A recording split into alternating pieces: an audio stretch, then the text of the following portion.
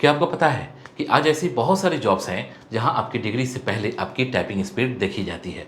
SSC, court, data entry, office work, freelancing और यहां तक कि कई प्राइवेट कंपनीज में भी इंग्लिश टाइपिंग एक बेसिक स्किल बन चुकी है। लेकिन सबसे बड़ी समस्या यह है कि ज़्यादातर लोग महीनों तक प्रैक्टिस करते रहते हैं, फिर भी उनकी स्पीड नहीं बढ़ती। कुछ लोग कीवर्ड देखकर टाइप करते हैं, कुछ सिर्फ 2 उँगलियों से टाइप करते हैं और कुछ शुरुआत ही गलत तरीके से करते हैं।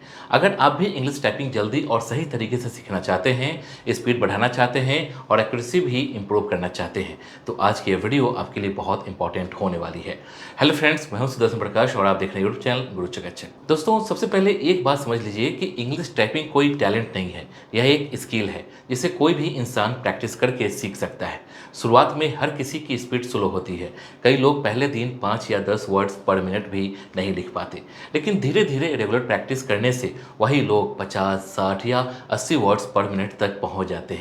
इसलिए अगर अभी आपकी स्पीड कम है तो बिल्कुल भी परेशान होने की ज़रूरत नहीं है। ज़रूरत है सिर्फ सही तरीके से सीखने की। अब सबसे पहला सवाल आता है, इंग्लिश टाइपिंग सीखने के लिए सबसे ज़रूरी चीज़ क्या है? इसका जवाब है सही फिंगर पोजीशन। अगर शुरुआत में आपने फिंगर पोजीशन गलत सीख ली तो बाद में स्पीड बढ़ाना बहुत मुश्किल हो जाएगा।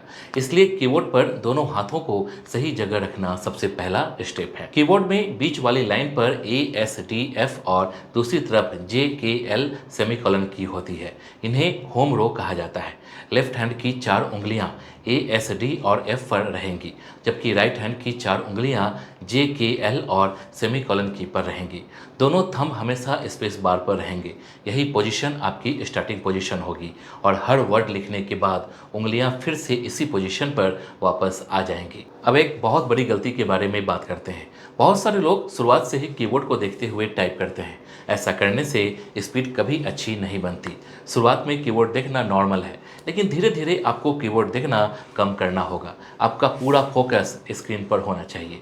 शुरुआत में गलतियां होंगी, लेकिन कुछ दिनों बाद आपकी फिंगर्स खुद ब खुद सही की तक पहुंचने लगेंगी। इसी को टच टाइपिंग कहा जाता है और यही तरीका सबसे तेज टाइपिंग सीखने का होता है। दोस्तों, अगर आपको यह वीडियो पसंद आ रही है तो इसे लाइक जरूर करिए, क्योंकि आपका एक लाइक मुझे अच्छी अच्छी वीडियो बनाने के लिए मोटिवेट करता है। और किसी भी टॉपिक को लेकर कोई कन्फ्यूजन या कोई क्वेश्चन है तो कमेंट बॉक्स में जरूर पूछिए। अगर आप चैनल पर नए हैं तो चैनल को अभी सब्सक्राइब कर लीजिए। अब बात करते हैं कि रोज़ कितनी देर प्रैक्टिस करनी चाहिए। बहुत से लोग सोचते हैं कि अगर वे एक दिन में 4 या 5 घंटे प्रैक्टिस करेंगे तो जल्दी सीख जाएंगे, लेकिन ऐसा जरूरी नहीं है। अगर आप रोज़ सिर्फ 30 से 45 मिनट भी सही तरीके से प्रैक्टिस करते हैं तो कुछ ही महीनों में आपकी स्पीड काफ़ी इंप्रूव हो सकती है। सबसे जरूरी चीज़ है कंसिस्टेंसी। एक दिन ज़्यादा प्रैक्टिस करके फिर कई दिन ब्रेक लेने से प्रोग्रेस स्लो हो जाती है। अब सवाल आता है कि शुरुआत किस तरह करनी चाहिए। शुरुआत में स्पीड पर बिल्कुल भी ध्यान मत दीजिए, पहले एक्यूरेसी पर फोकस कीजिए। अगर आप धीरे धीरे भी सही टाइप कर रहे हैं तो बाद में स्पीड अपने आप बढ़ने लगेगी।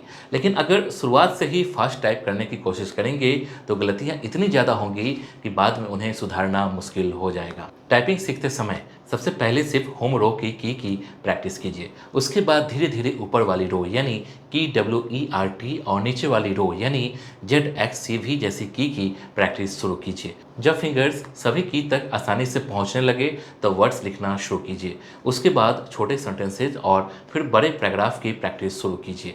यही सबसे सही लर्निंग प्रोसेस है। अब बात करते हैं एक्यूरेसी की। मान लीजिए आपकी स्पीड 50 वर्ड्स पर मिनट है, लेकिन हर लाइन में कई मिस्टेक्स हैं, तो ऐसे स्पीड का ज़्यादा फायदा नहीं मिलेगा। कई एग्जाम्स और कंपनीज एक्यूरेसी को बहुत इंपॉर्टेंस देती है, इसलिए कोशिश कीजिए कि आपकी एक्यूरेसी कम से कम 95% या उससे ज़्यादा रहे। अगर शुरुआत में स्पीड कम है लेकिन एक्यूरेसी अच्छी है तो यह ज़्यादा बेहतर बात है। अब एक बहुत जरूरी बात, टाइपिंग सीखते समय सिर्फ आसान वर्ड्स मत लिखिए। कई लोग वही वर्ड्स बार बार लिखते रहते हैं जो उन्हें पहले से आते हैं।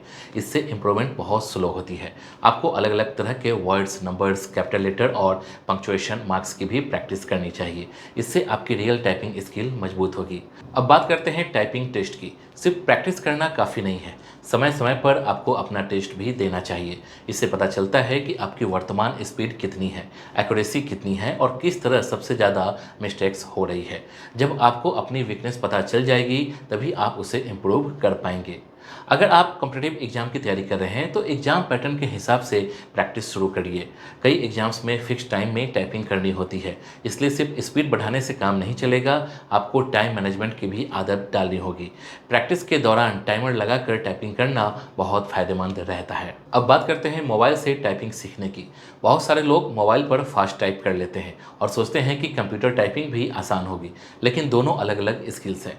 मोबाइल पर टाइपिंग करने से कंप्यूटर कीबोर्ड की टच टाइपिंग स्किल डेवलप नहीं होती। इसलिए अगर आपका लक्ष्य government job, private job, data entry, office work या प्रोफेशनल टाइपिंग है, तो प्रैक्टिस हमेशा कंप्यूटर या लैपटॉप पर ही कीजिए।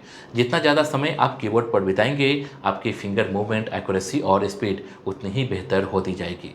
अब एक और बड़ी गलती, कई लोग रोज अपनी स्पीड चेक करते रहते हैं और जब इंप्रूवमेंट नहीं दिखती तो प्रैक्टिस छोड़ देते हैं। ऐसा बिल्कुल मत कीजिए। टाइपिंग एक ऐसी स्किल है जिसमें शुरुआत में प्रोग्रेस स्लो लगती है, लेकिन कुछ समय बाद अचानक स्पीड तेजी से बढ़ने लगती है। इसलिए धैर्य रखना बहुत ज़रूरी है। अगर आपका लक्ष्य गवर्नमेंट जॉब है तो अलग अलग एग्जाम्स की टाइपिंग रिक्वायरमेंट पहले से जान लीजिए। कुछ जगह इंग्लिश टाइपिंग टेस्ट होता है, कुछ जगह हिंदी टाइपिंग टेस्ट और कुछ जगह दोनों की ज़रूरत पड़ सकती है। इसलिए उसी के अनुसार प्रैक्टिस की प्लानिंग कीजिए। अगर आपका लक्ष्य प्राइवेट जॉब है तो वहाँ भी अच्छी टाइपिंग स्किल आपकी प्रोडक्टिविटी बढ़ाती है और इंटरव्यू में प्लस पॉइंट बन सकती है। अब सवाल आता है कि अच्छी स्पीड कितनी मानी जाती है। अगर आपकी स्पीड 30 से 35 वर्ड्स पर मिनट है तो बेसिक लेवल के लिए ठीक मानी जा सकती है।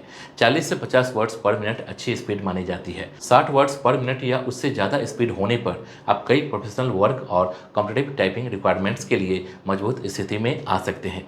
लेकिन याद रखिए, स्पीड के साथ एक्यूरेसी भी उतनी ही जरूरी है। तो दोस्तों, उम्मीद है कि आपको इंग्लिश टाइपिंग सीखने का पूरा तरीका समझ में आ गया होगा। अगर वीडियो पसंद आई हो तो लाइक जरूर करिए, कोई सवाल हो तो कमेंट में पूछिए और अगर आप चैनल पर नए हैं तो सब्सक्राइब करके बेल आइकन जरूर दबा दीजिए। मिलते हैं अगले वीडियो में। धन्यवाद। जय हिंद।